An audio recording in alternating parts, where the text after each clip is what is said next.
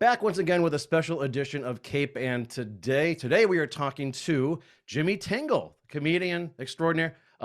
He also ran for lieutenant governor. We'll talk about that for a bit too. And he's going to be performing up here in Rockport for Father's Day. So we're going to talk about that for a little bit as well. How are you, Jimmy? Thanks for taking some time with us. I'm great, Corey. Thanks so much for having me, and thank you to Heather as well. You guys have a great show, and I appreciate it because I can't wait to get up there to Windhover, right there in Rockport. It is a fabulous facility. Have you been up there, Corey? Oh, it's beautiful. Yeah, absolutely. Yeah. Yeah.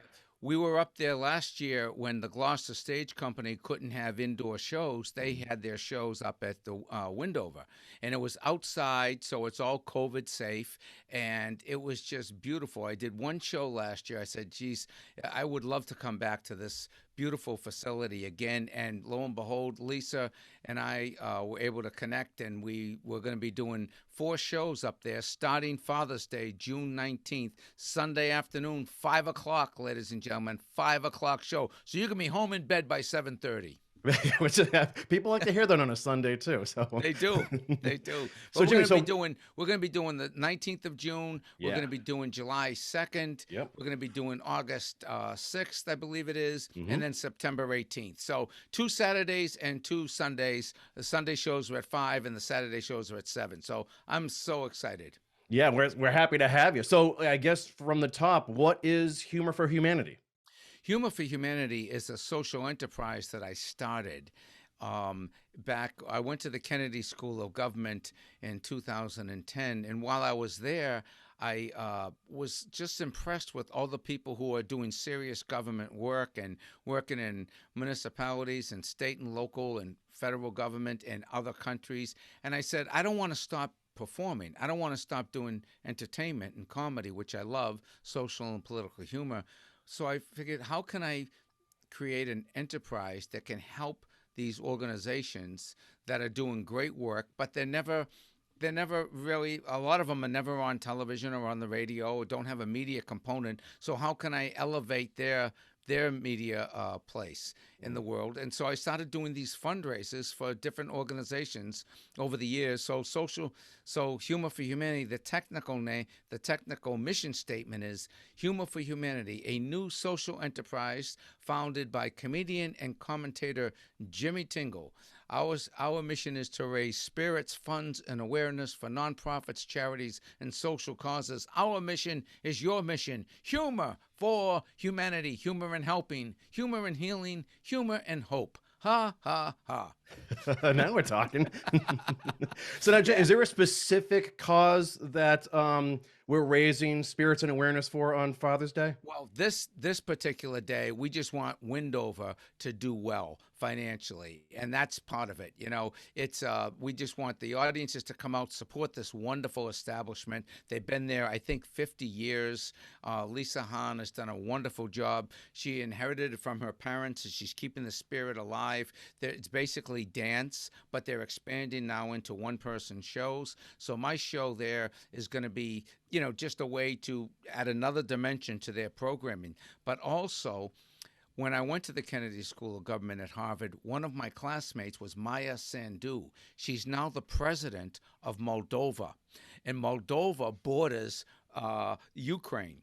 And they have Russia breathing down their neck, and they are inundated with refugees. So I saw Maya. I said, Maya, how can people help your country that being inundated with refugees? What nonprofits could we help? And she said, the Friends of Moldova. Friends of Moldova is an organization that's helping with refugee relief in Moldova. So after the show on Sunday night at Windhover, we're doing a meet and greet where for an extra $20, people can come, and all proceeds will, it'll be a meet and greet with myself, and I'll give you some more information about Moldova and how they're doing. But the proceeds will be going to support Friends of Moldova, which is a nonprofit over there in Moldova working on the ground as they try to accommodate refugees from Ukraine. And we can see every night on television how devastating that war is. So it's that type of thing that I'm doing. The show itself is going to be funny. I promise you.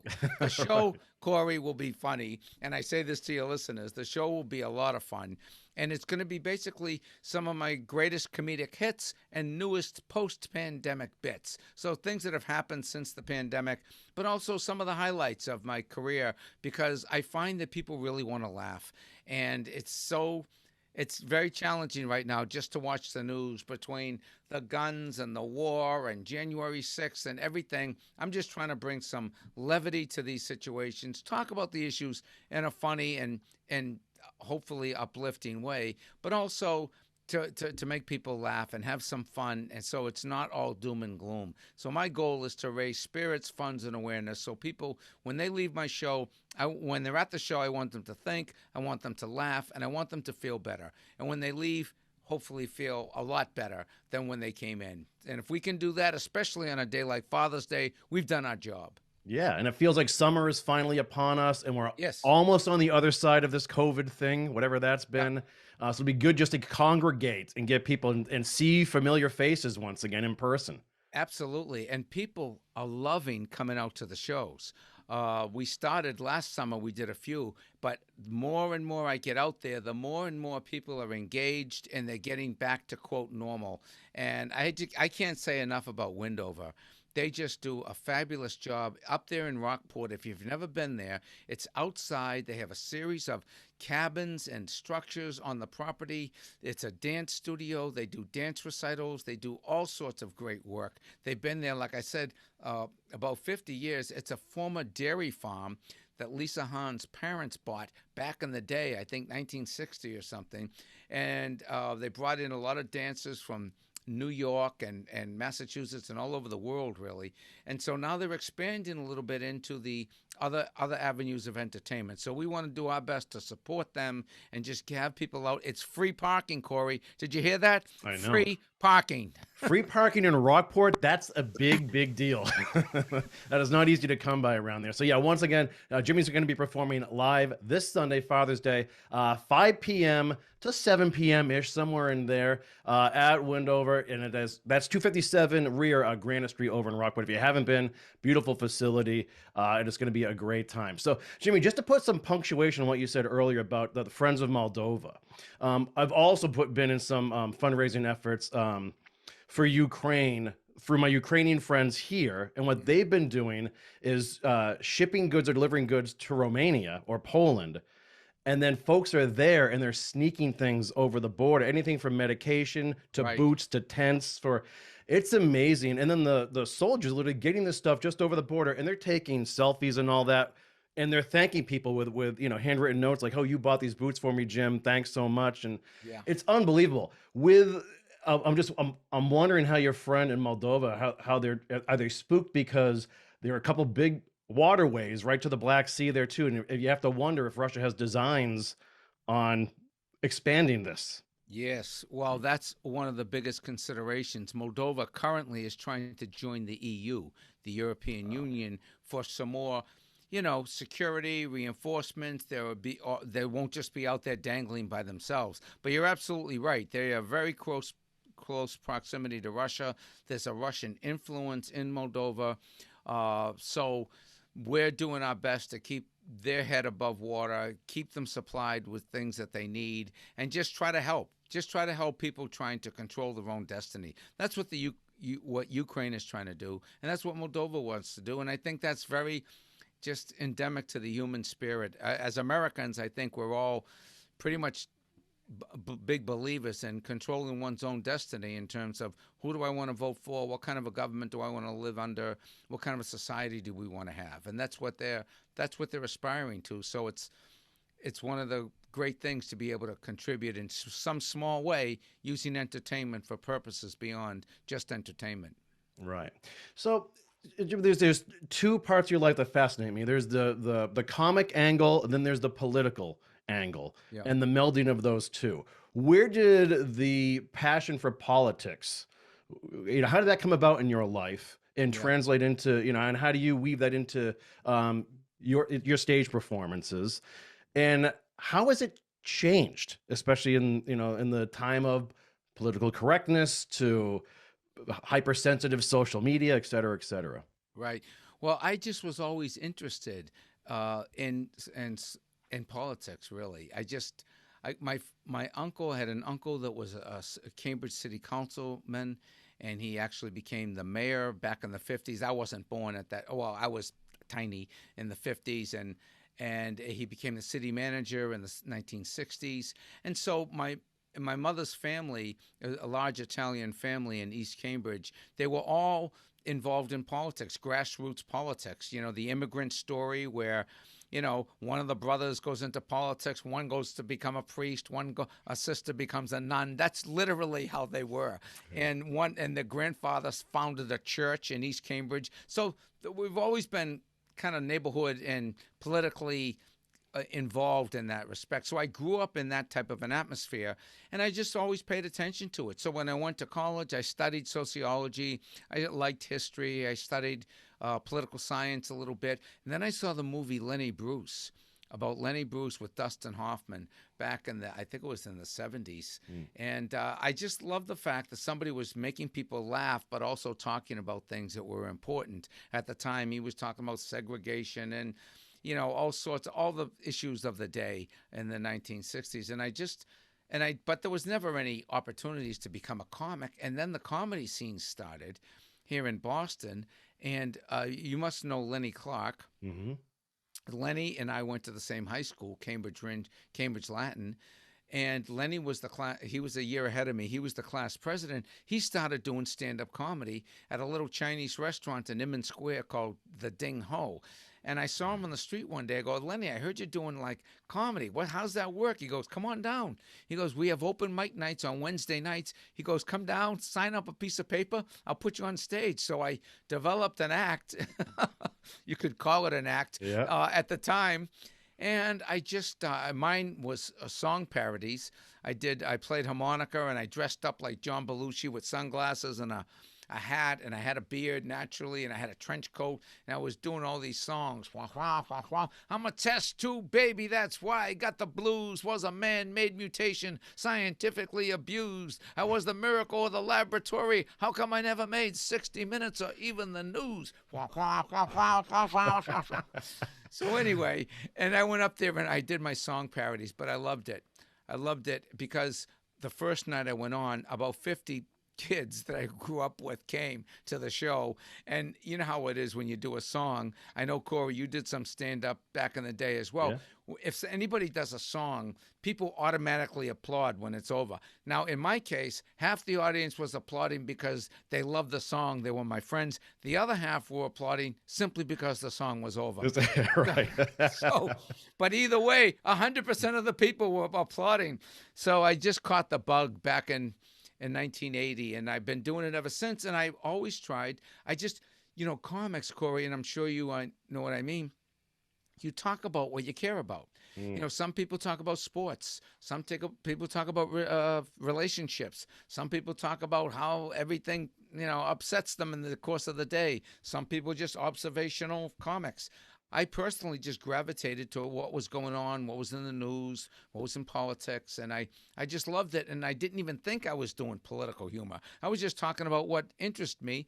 And when I moved to New York in 1987, and I got on the Tonight Show, and all this stuff started to happen, they were making an album. A&M Records was making an album back in the day when they had albums, and they put out a political comedy album in 88, and they auditioned everybody in New York City, and myself and Barry Cremens and Randy Credico and Will Durst were chosen to be on this album. So that's how and once that happened, then I was kind of pegged as in a sense to do political humor. Right. And was there any resistance when you were doing political humor, even back when you were starting out and just starting to introduce it into your act?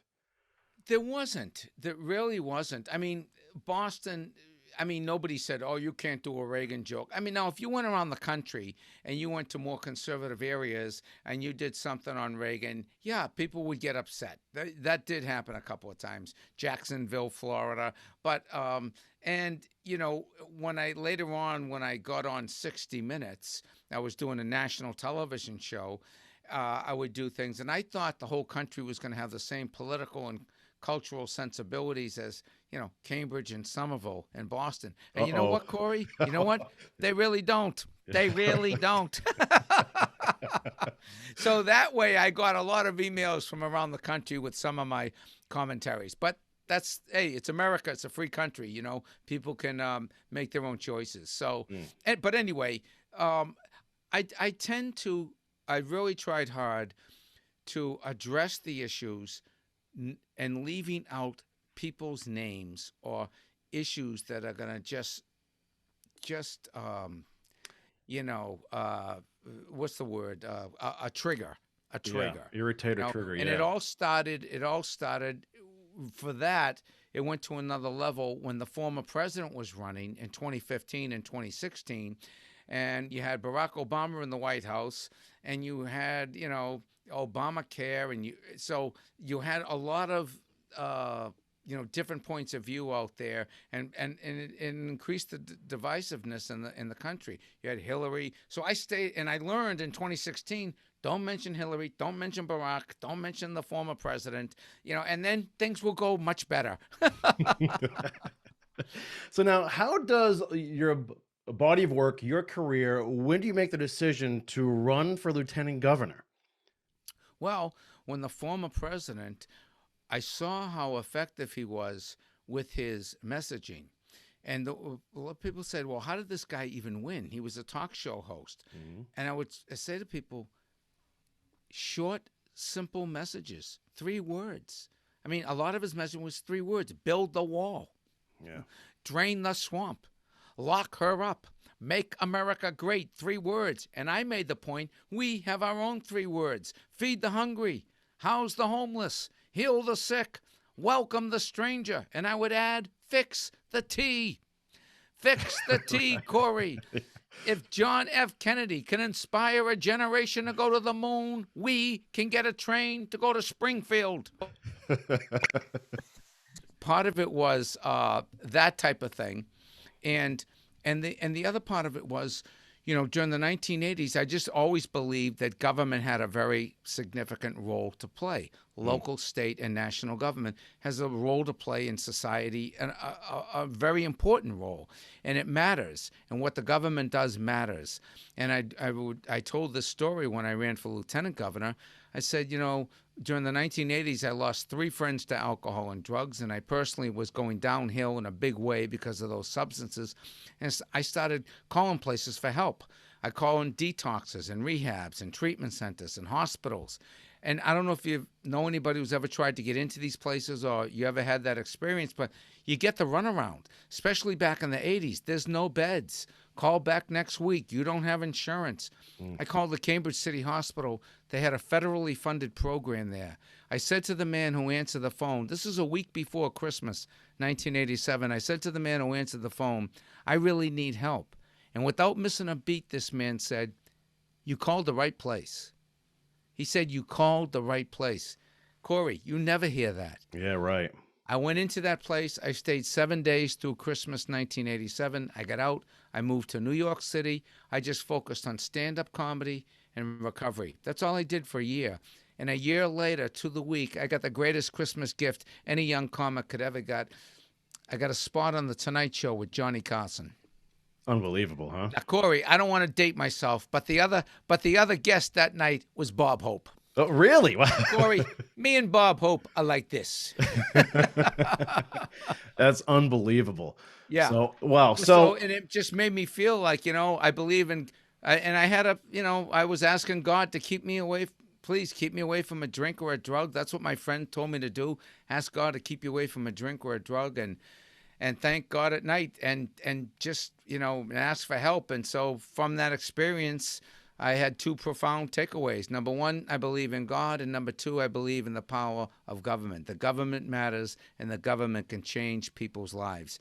And if you look at this pandemic where we've just been in for the last year and a half, getting that vaccine, all the government help that they put into the economy, all the assistance that they've tried to help people with everything from, medical equipment and funding these hospitals and all these agencies and all our fabulous medical workers and all that money that came in and helping businesses survive through this pandemic, and all the help that restaurants got and small businesses and theaters, and that's all government. That's all taxpayer money, and that's the role that they played. And they did in my opinion, they did a really, really great job and helped a lot of people. So you can just see the role of government in our lives as we speak.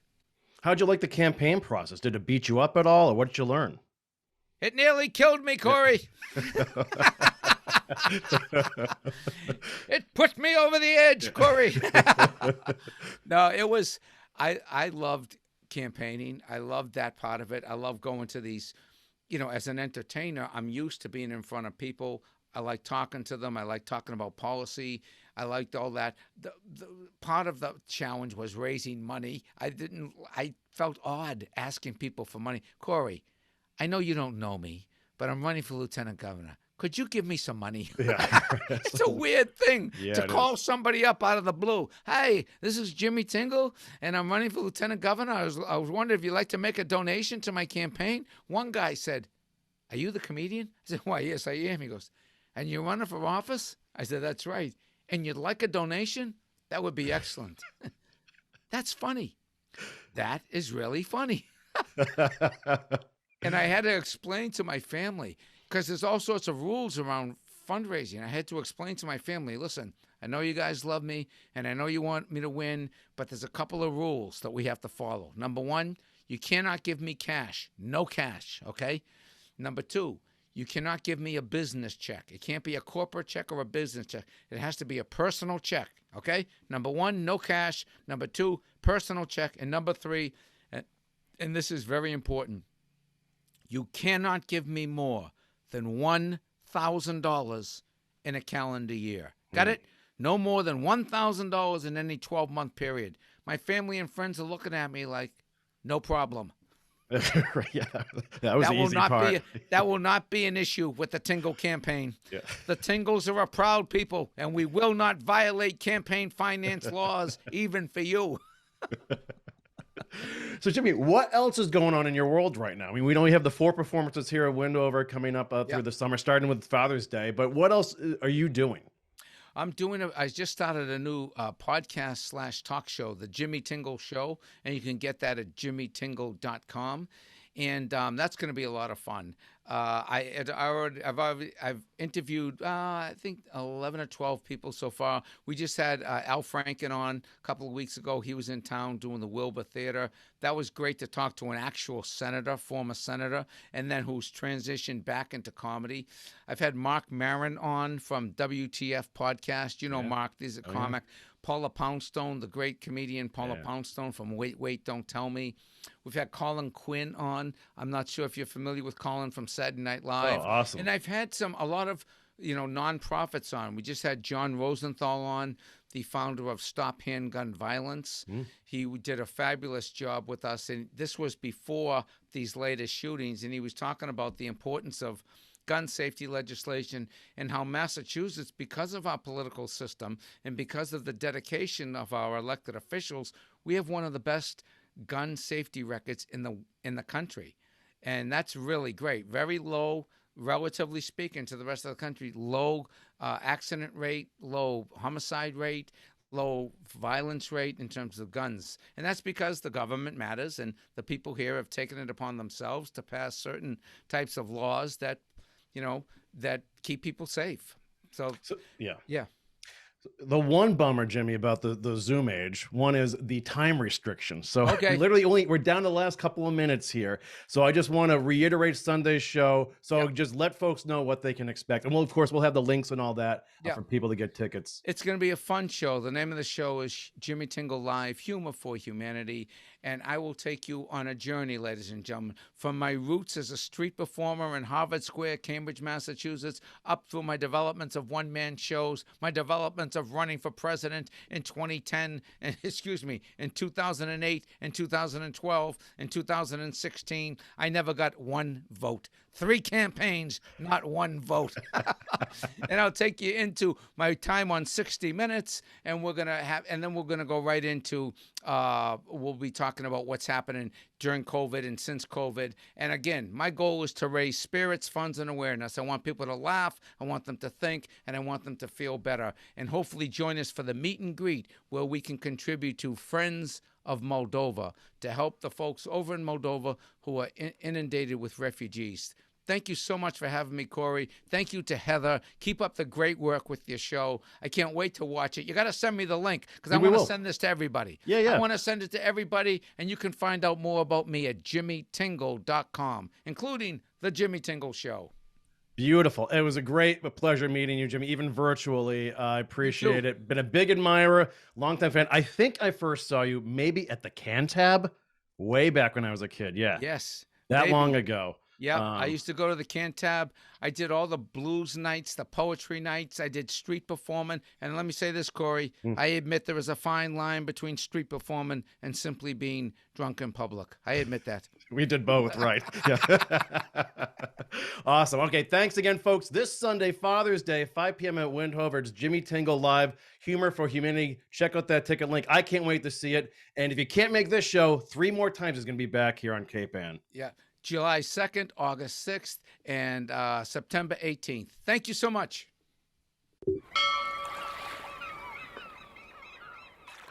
Interested in a sponsorship? Email sponsor@1623studios.org to learn more.